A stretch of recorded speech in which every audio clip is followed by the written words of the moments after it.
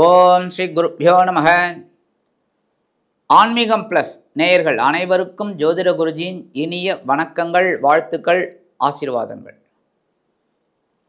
பார்வதி பரமேஸ்வரால் அருளாசியோடும் நவ கிரகங்களின் துணையோடும் இந்த அருமையான காணொளியை உங்களுக்கு வழங்குகிறோம். இந்த காணொளியில் நம்ம பார்க்க போகிறது சூரிய பகவானின் பெயர்ச்சி. இந்த சூரிய பகவான் இதுவரைக்கிலும் கன்னி ராசியில் இருக்கார்.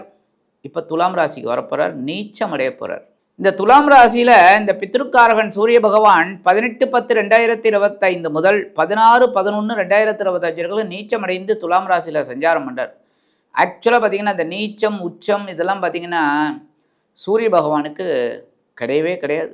ஏன் அப்படின்னா சூரியனோட ஒளியை வாங்கியிருந்தால் எல்லா கிரகங்களும் சப்போர்ட்டிவாக இருக்குது. ஆனால் இதில் நீச்சம் அப்படிங்கிறதுக்கு என்ன அர்த்தம் அப்படின்னா சூரிய பகவான் மேஷத்தில் உச்சம் அப்படின்னா துலாமில் நீச்சம், 7ஆம் இடம் நீச்சம். இந்த நீச்சம் அப்படிங்கிறதுக்கு விஞ்ஞான பூர்வமாக நம்ம அருமையாக சொல்லலாம். என்ன அப்படின்னா இந்த சூரிய பகவான் துலாம் ராசியில் ஏன் நீச்சம் அடைகிறார், மேஷ ராசியில் ஏன் உச்சம் அடைகிறார்? விஞ்ஞான ரீதியாக பார்க்கும்போது இந்த சூரிய பகவான் தட்சிணாயன புண்ணிய காலத்தில் துலாம் ராசியில் வரார். பூமிக்கும் சூரிய பகவானுக்கும் இடையில டிஸ்டன்ஸ் அதிகமாகுது. ஏன்னா நம்ம பூமி நீள்வட்ட பாதையில் தானே சுற்றின்னு வருது. அதனால் இந்த சூரியனுக்கும் பூமிக்கும் இடையில இடைப்பட்ட தூரம் அதிகமாகிறது ஒன்று. ரெண்டாவது, இந்த மழை காலத்தில் சூரிய பகவானை பார்க்க முடியுமா? பார்க்க முடியாது. ஏன்னா மேகங்கள் மறைச்சிருக்கும். அந்த மேகங்கள் மறைச்சிருக்கும் போது சூரியனோட ஒளி கதிர்கள் பார்த்திங்கன்னா அந்த பூமியில் ஒரு உஷ்ணத்தோடு வரத்துக்கு வாய்ப்பே கிடையாது. பூமி குளிர்ந்து இருக்கும். அப்போ சூரியனுக்கும் பூமிக்கும் டிஸ்டன்ஸ் ஆகிறதுனால தான் சூரியன் நீச்சம்னு நம்ம சொல்கிறோம். அடுத்து கார்த்திகை மாதம். கார்த்திகை வந்த உடனே பார்த்திங்கன்னா மழை விட்டுடும். எப்போ அப்படின்னா கார்த்திகை தீபத்தோடு விட்டுடும். கார்த்திகையோட மழை போச்சு, கர்ணனோட கொடை போச்சுன்னு ஒரு பழமொழியே உண்டு. கார்த்திகையோட மழை பெய்யும்னு அந்த காலத்தில். இப்போ டிசம்பரில் மழை பெய்யுறது, ஜனவரிலையும் மழை பெய்யுறது, அது அடுத்த விஷயம். மேஷராசியில் ஏன் உச்சமடைகிறார்? பூமிக்கும் சூரியனுக்கும் இடைப்பட்ட தூரம் ரொம்ப கம்மி. அப்போ இந்த உஷ்ணமான கதிர்கள் நம்ம பூமியில் விழுறதுனால தான் உச்சம். ஆக சூரியனுக்குன்னு பார்த்தீங்கன்னா தனியாக உச்சம் நீச்சம் எந்த கிரகத்துக்குமே கிடையாது. நம்ம பூமியில் வசிக்கிறதுனால தான் இந்த உச்சம் நீச்சம்லாம். அந்த வகையில் துலாம் ராசியில் அவர் நீச்சம் அடைகிறார். நீச்சம் அப்படிங்கும்போதே சுக்கிரனும் அங்கே இருக்கிறதுனால அங்கே வரார். சுக்கிரனும் வரும்போது நீச்சபங்கராஜ யோகம் உண்டாயிடுறது. ஏன்னா சுக்கிரன் அங்கே ஆட்சி. 18/10/2025 முதல் 22/10/2025 வரைக்கும் செவ்வாய் பகவானோட சித்திரை நட்சத்திர காலில் இந்த சூரிய பகவான் நீச்சமடைந்து சஞ்சாரம் பண்ணுறார். 23/10/2025 முதல் 5/11/2025 வரைக்கும் ராகு பகவானின் சுவாதி நட்சத்திர காலில் டிராவல் பண்ணுறார்.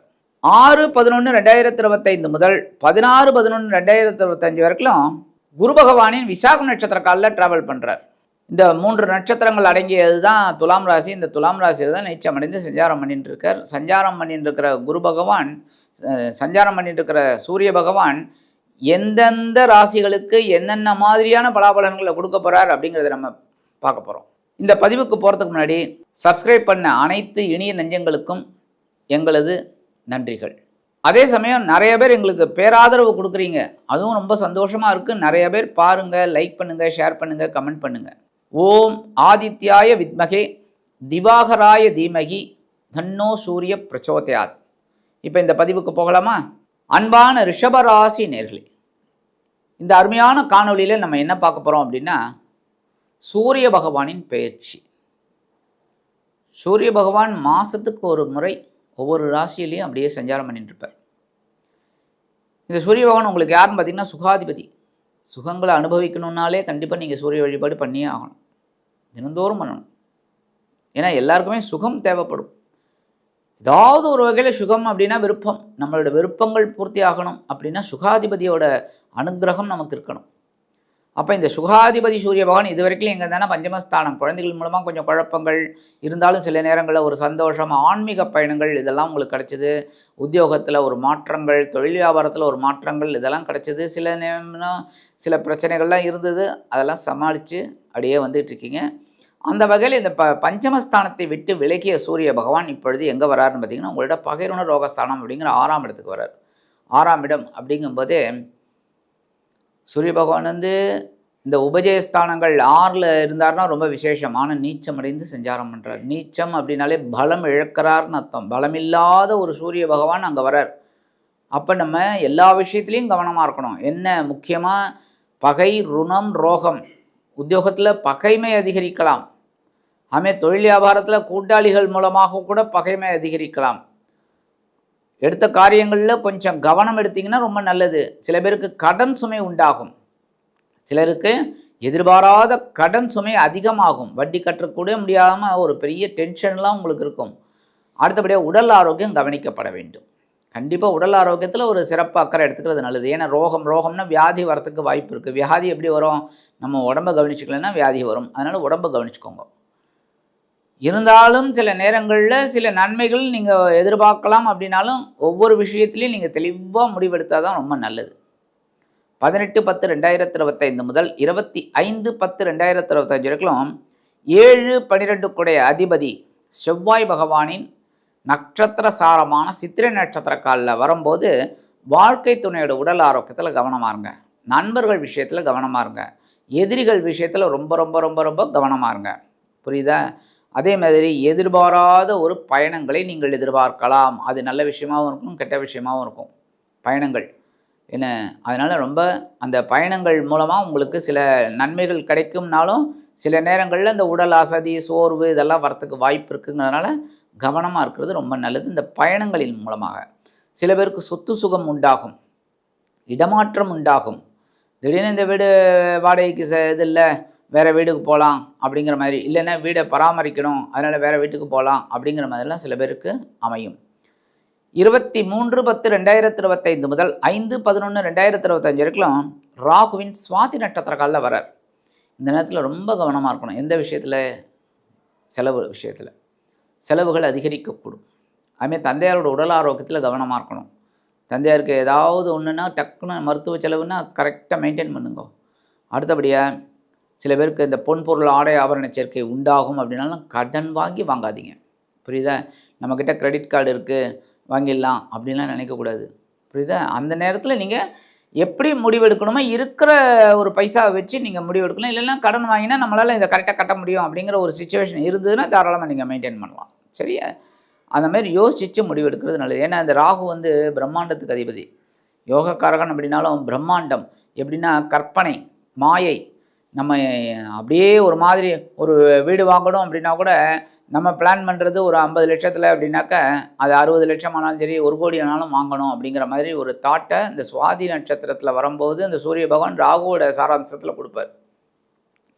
அப்போ நம்ம எடுக்கிற இதில் கவனமாக இருக்கணும். யோசித்து முடிவெடுக்கணும். மாற்றி யோசிக்கக்கூடாது. யோசித்து முடிவெடுக்கணும்.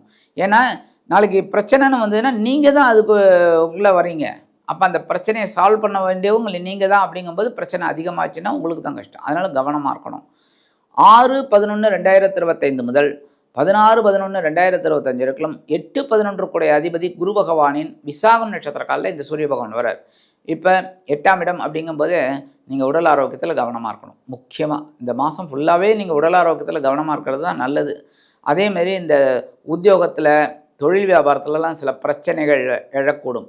அதெல்லாம் கொஞ்சம் மீட் அவுட் பண்ணுறது நல்லது. ஒவ்வொரு விஷயத்துலையும் கொஞ்சம் கவனமாக. ஏன்னா சுகாதிபதி நீச்சமடைகிறது பெரிய இது.